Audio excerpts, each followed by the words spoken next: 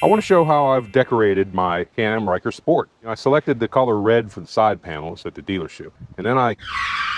Whoa, let's put the brakes on. Don't come here and judge the Ryker. It's just like when someone has a good tattoo or a bad tattoo or maybe even the worst face tattoo. You just let them have their tattoo. You don't say anything about it. You don't ask them, why did you get that tattoo? Same with vegans. You don't ask a meat eater why they eat meat, do you? And then I put on an aluminum lip spoiler here and an aluminum grill guard that I painted red. And then I got these sticker elements that they just stick on. There's one for underneath the fender. And another one on the rear fender right there. They're easy to put on. They can be flimsy and flexible, and you don't get them on right the first time.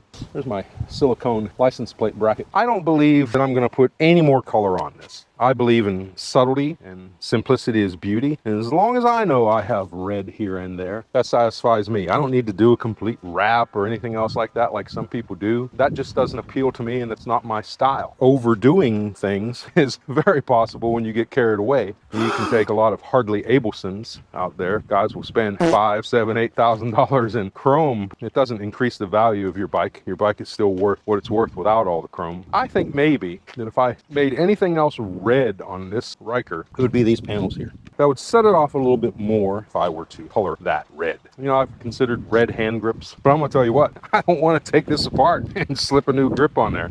That's more complicated than I need for my Ryker. I don't need the red grips. I might consider making that glove compartment lid red. I don't know. You know, we'll see as time goes by.